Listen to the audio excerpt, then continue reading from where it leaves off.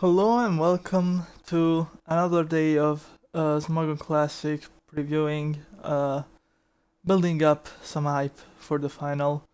I'll be looking at the RBY game between SoulWind and ziloXX. This was in round 1. Let's just go straight to it. So, we have a Starmie versus Starmie lead, and then Zelo switches to Chansey, so this is Sync Chansey most likely, and SoulWind Thunderbolts. This is the correct idea when you don't have Sync Chansey and you're playing against a Starmie Mirror, basically. Because obviously if you Thunder Wave this Chansey coming in, she's going to block your sleep for the rest of the game. So, this is standard. Blizzard from Starmie is also standard because you don't want to sleep sack something more valuable like your own Chansey to a Sing.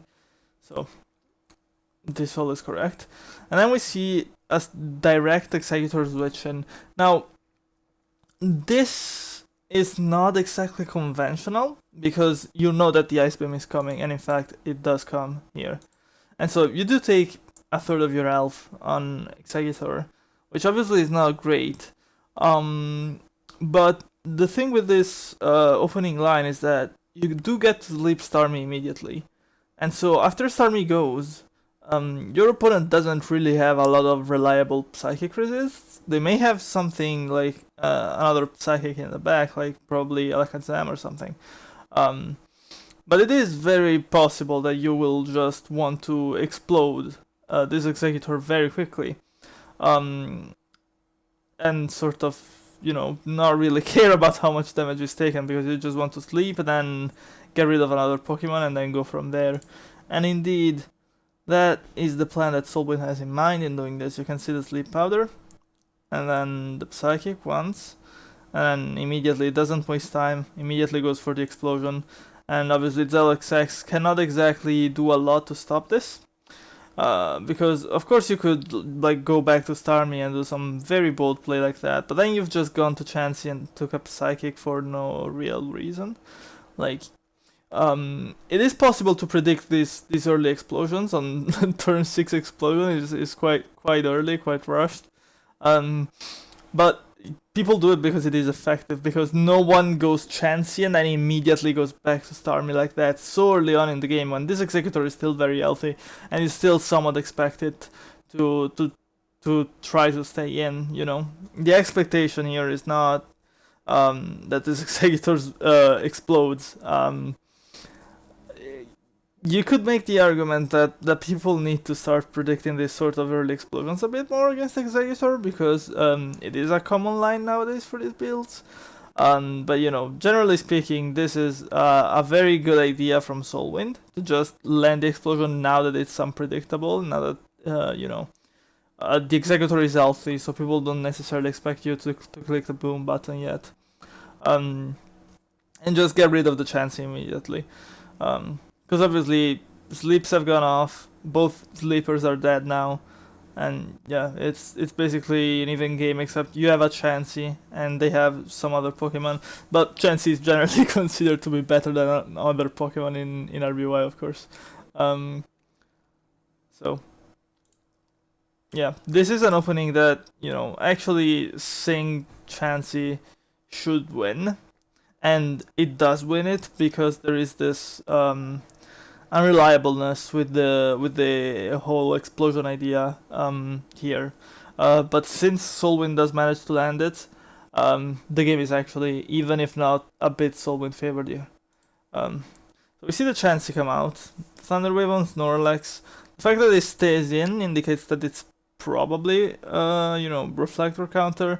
But it doesn't necessarily mean that it isn't Volt Wing, because you can, when it's full HP against full HP, it is very possible to just Thunder Wave and then fish for a full para.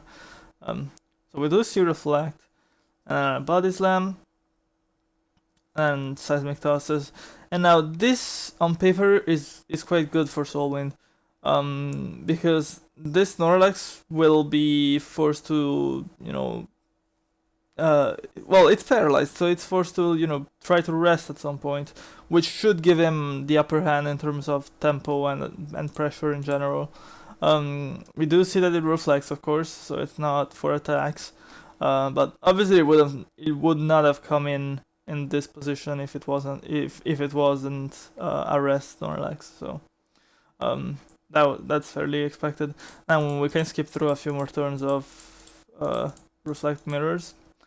Now we see here that after this T-wave, SoulWind finally breaks out of this cycle. Of course, this is a loop that eventually Snorlax wins on PP. Chansey versus Snorlax like that.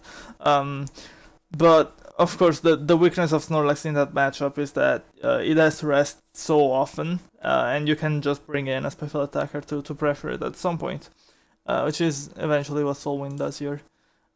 Correctly reads the rest and finds a turn to send Cloyster directly. However, we see that Zillo mirrors it with his own Cloyster. This is a very common build, Starmie Cloyster with Sing Chansey. And the last Pokemon can be either Alakazam or Jolteon usually. Now this is very good because you can sleep sack, or if you have to eat a Thunder Wave on your Starmie or whatever, it's completely fine because you still have another Psychic or another fast Pokemon in the back that is available to answer things like Tauros to some extent, or things like Zapdos or whatever. You have a fast and paralyzed Pokemon to sort of have that type of control over the game, and then you also have a Cloyster to still wall enemy Tauros as well. So it's a very strong combination, because even if your Starmie gets slapped, and Starmie is usually your main Tauros answer, you're still fine because you have two more Pokemon that can answer Tauros, and as we all know, Tauros is what makes or breaks a lot of RBY games. So we see a Cloyster mirror. So while ziloXX's build so far is very standard, SoulWind is a bit less conventional, because of course you expect these 2-1 reveals to be Snorlax and Tauros now, but this Cloyster in the last slot is something you don't see too often, or something that at least I don't like to bring all too often, because what happens here is that now Starmie is asleep and Cloyster is fairly slow, and so when you see something like a Jolteon come in here, you have to sort of start fearing for your life, because you don't have a fast threat to answer that. You don't have an electric check. Normally your Executor would be decent against Jolteon, but of course you've exploded it. And so this is actually a fairly dangerous position for SoulWind, despite having Chansey against a Pokemon that isn't Chansey, which is generally considered to be good. But Jolteon with Thunderbolt and Double Kick would clean up. Well, not clean up directly, of course, but it would give this team a lot of trouble. And if I had Jolteon here in ziloXX's position, I would be very, very, very satisfied. And so this is kind of the problem with these Executor builds, that they're just too slow. If they lose their lead to sleep, you can see that there is just nothing fast left. Well, of course there's Tauros, but you don't want to expose your Tauros to danger. So it's very tricky to leverage this sort of position. However, let's see how the game plays out now. Few clamp trades, nothing very interesting going on. Wait, hold on. Whoa, what did they do? How far in were we? Okay, I think we were roundabout here. I skipped a bit too far ahead. Hold on. Sorry about this. Okay, so this is the original Cloyster switching. Rest, few Blizzards, few Clamps, Alakazam comes in. Okay. Now, of course, now that Alakazam is revealed, SoulWind can breathe in a bit and sort of relax, because this Alakazam is not nearly as dangerous as a Jolteon would be, because of course it cannot break through Chansey nearly as effectively. This is still very dangerous, but the fact that Chansey is here should make Zyle a bit more comfortable. He does still have a very real win path, however, because he can just stay in with like a Zamir, and then basically if he can force Thunder Wave on Chansey, then this Snorlax suddenly becomes very dangerous. Obviously there is a Cloyster in the way, but it's especially if this is Hyper Beam or something, you know, getting to click Body Slam on Cloyster repeatedly eventually usually yields results. And especially if you can sort of go Zam and Cloyster and then switch back Snorlax again and continue Body Slamming on this paralyzed Chansey that all of a sudden cannot really wall you. This can be a good position for ziloXX.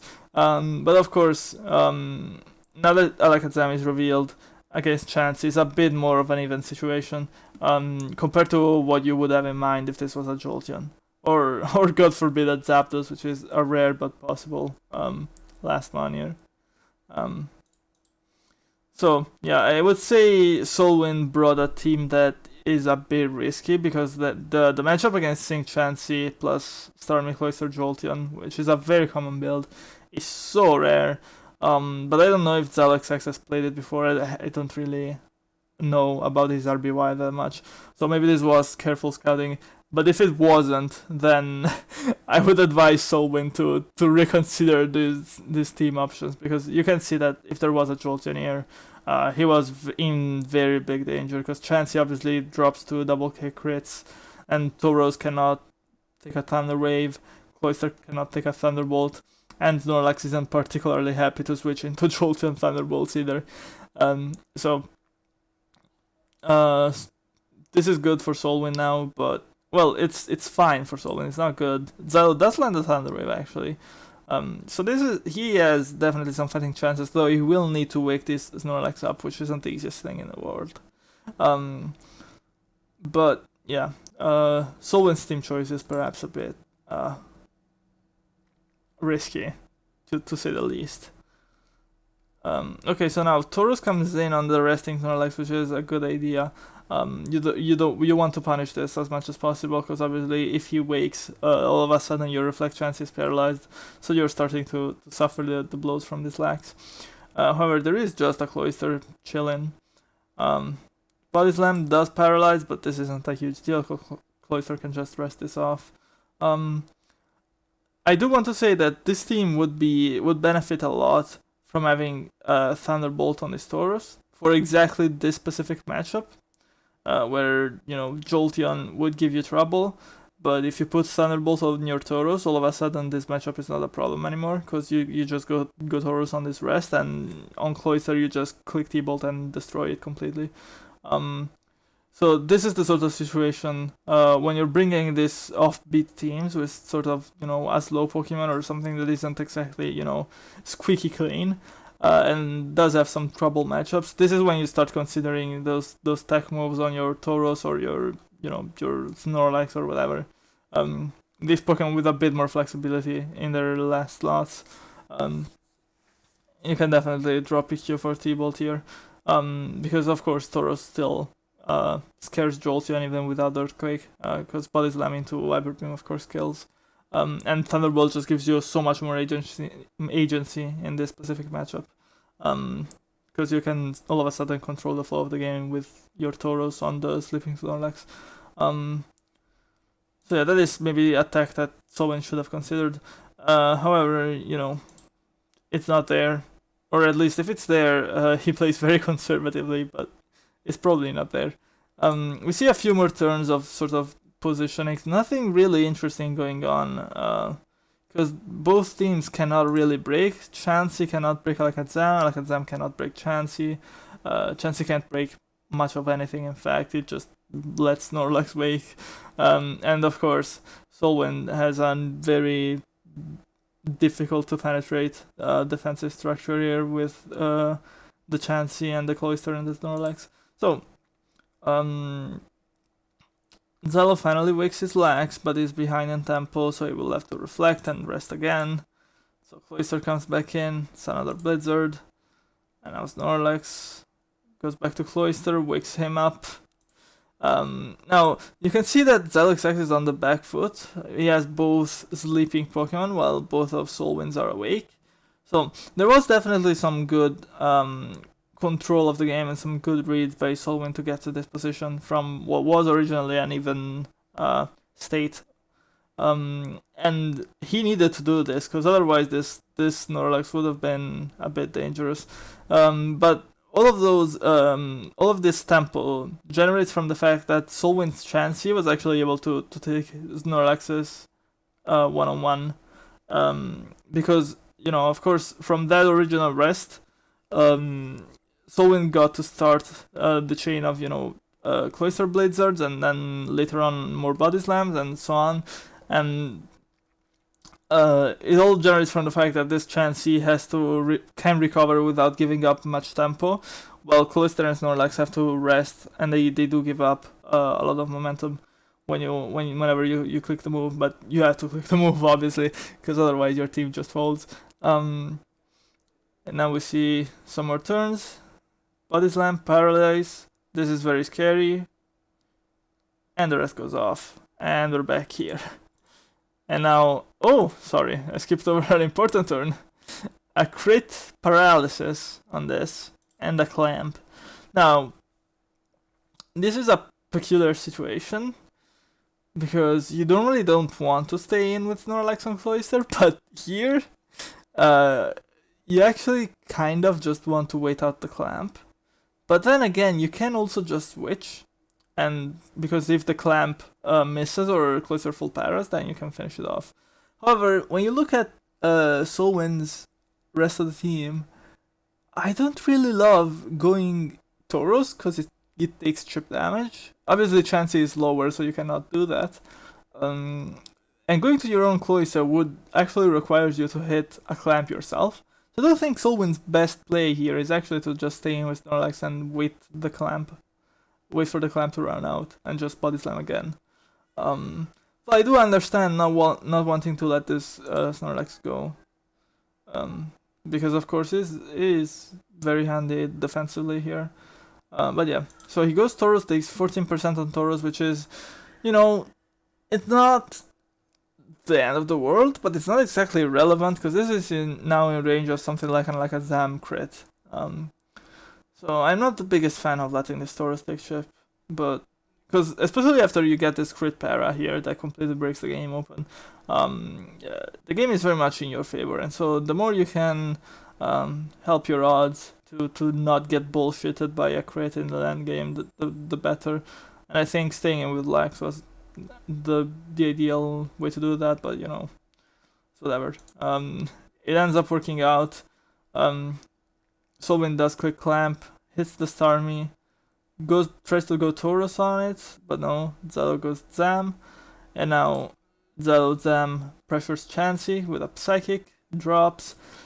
This Chansey heals, doesn't catch this Cloyster coming in, but Cloyster fully paralyzes on the rest turn anyway. So there was definitely a good amount of good fortune on SoulWind's end to get the Body Slam, crit, full para, all of those things.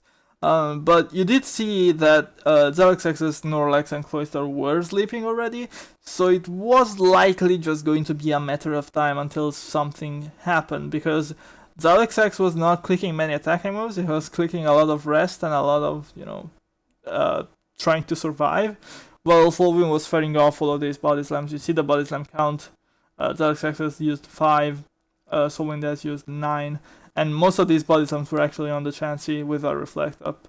So, you could say that it's luck that broke the defensive situation, but I don't really agree because it was just going to happen.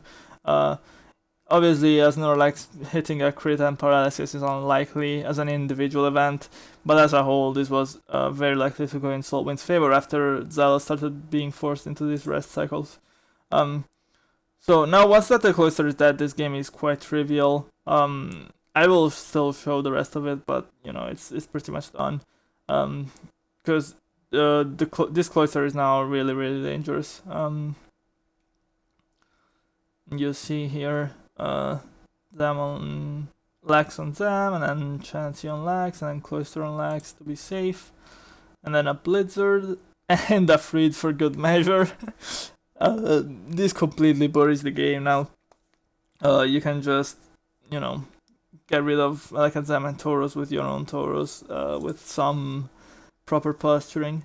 Blizzards again, Now you kind of want to explode this cloister if you can, but obviously it's risky. You don't want to waste a Pokemon by exploding the Snorlax. So if you can play safe and get rid of the Snorlax earlier, first, and then go cloister, that's good.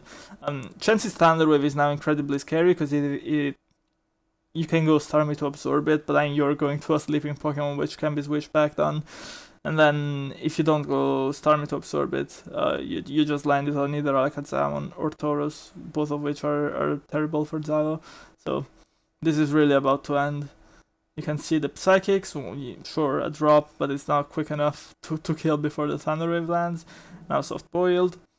Now probably want to Seismic Toss to force a recover before going Snorlax, because you don't want to be going Snorlax on a Psychic, but now it would be fine at this stage. I'm not sure about not going Snorlax here, because you have these two drops, and you know, even if he's clicking Psychic, I'm not actually sure what SoulWind clicked here, but even if he's clicking Psychic, like, you don't gain a lot from Seismic Tossing there. Obviously it's not a 3-hit KO on Alakazam. So it's not even like you say you fish for the kill. You can just go Snorlax here, in my opinion, because even if the Psychic crits the Snorlax, even if Xylo Psychic and crit Snorlax and kills it, which I don't think is very likely, especially through paralysis. Even if that happens, it's still left with a low health Alakazam. So then Tauros can come in and just body slam safely, and it's not even a problem.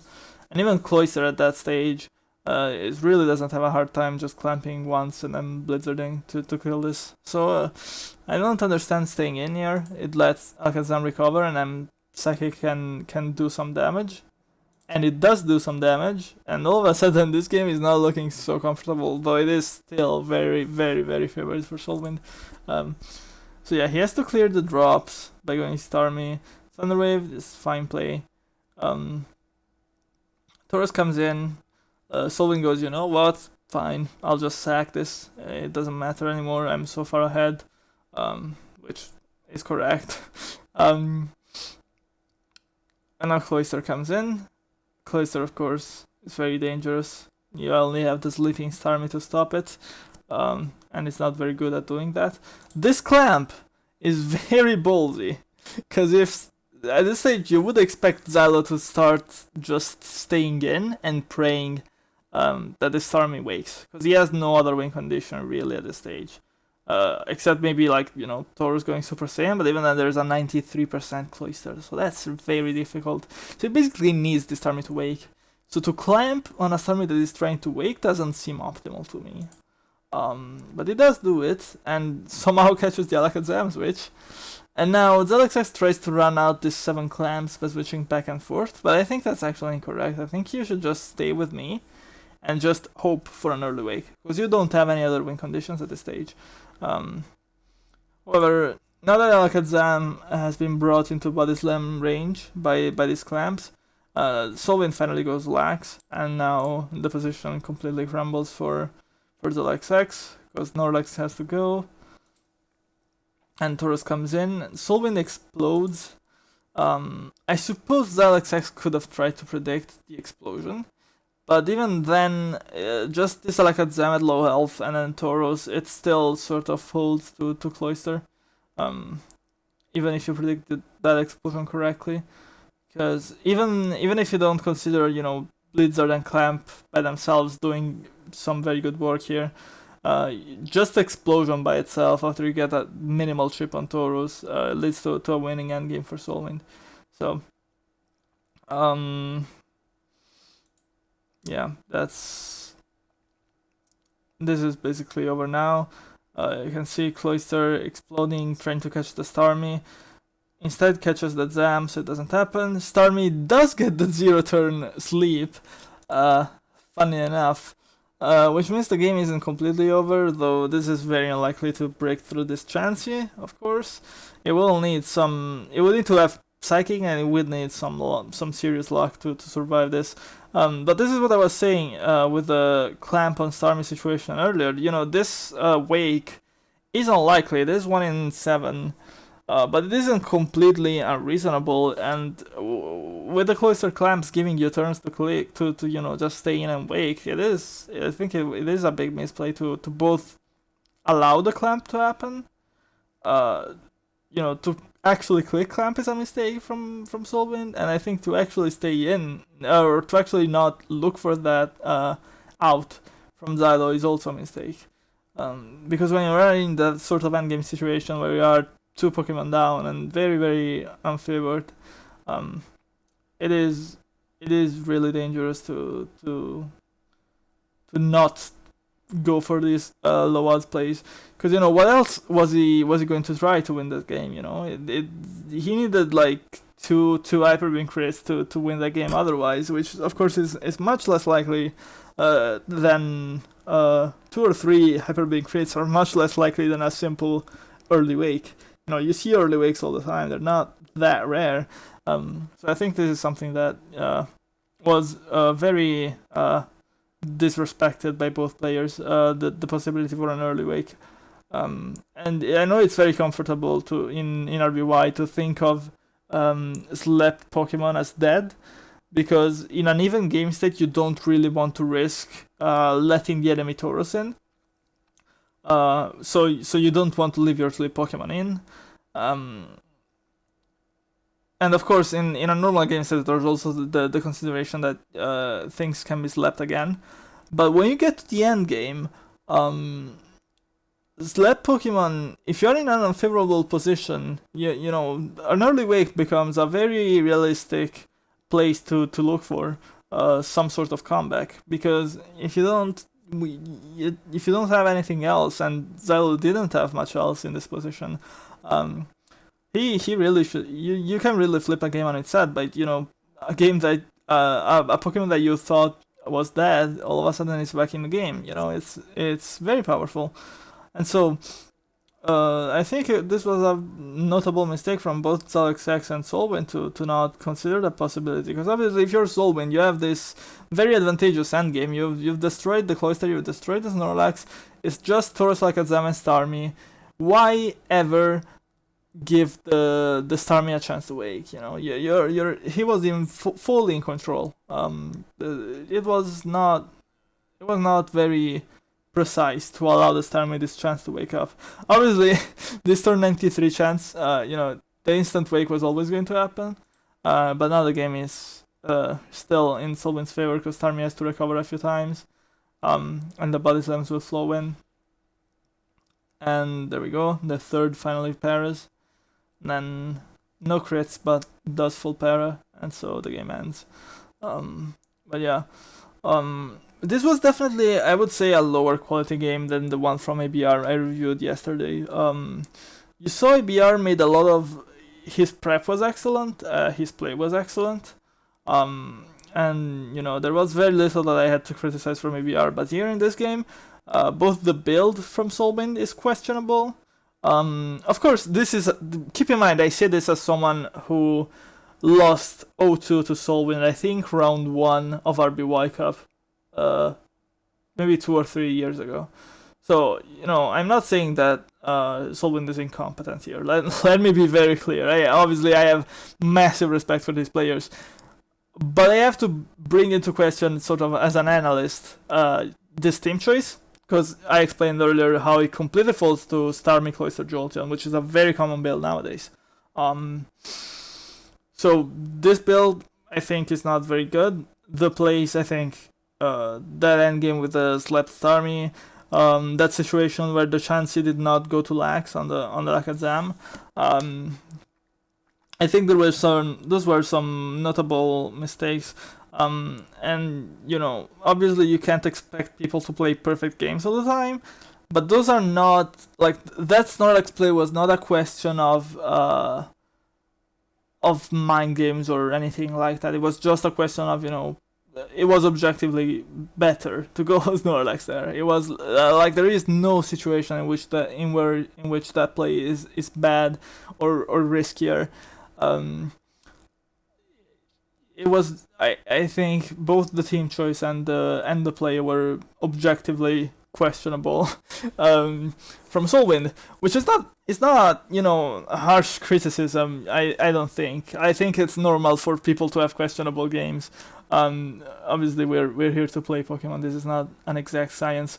But I think, you know, for someone who is so good and so hyped at RBY, I think SoulWind definitely has made some mistakes in this game that I don't think uh, reflect his overall level.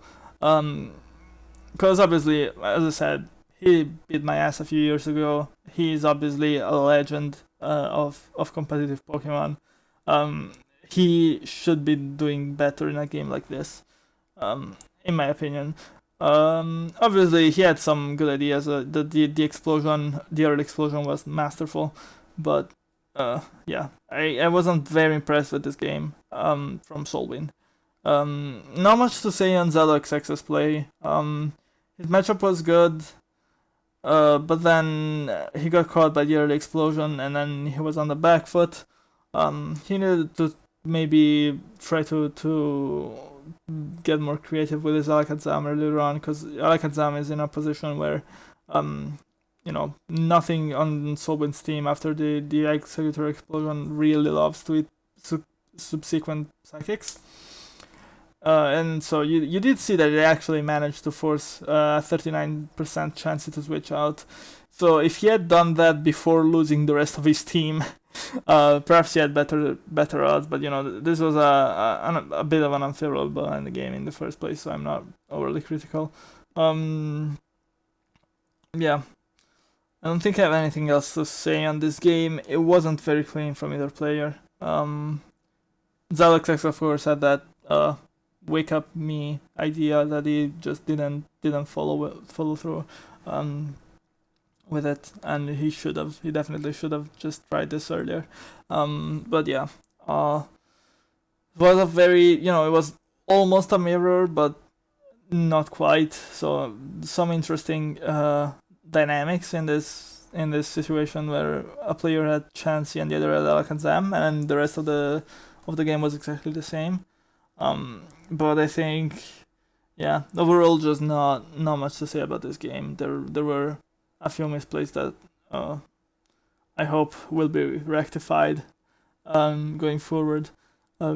Yeah, thanks for watching. I hope to see you here tomorrow for ABR's semifinal game, I believe. No, wait, it wasn't semifinal, it was top 8, it was quarterfinal. I don't remember who his opponent was, but anyway. It will be here tomorrow. This should be a bit of a quicker game because there was not as much to analyze. So I hopefully we have quicker video lengths, because you know it's easier for you guys to follow. But yeah, see you tomorrow for another one. Hopefully you will be here. Yeah. Goodbye.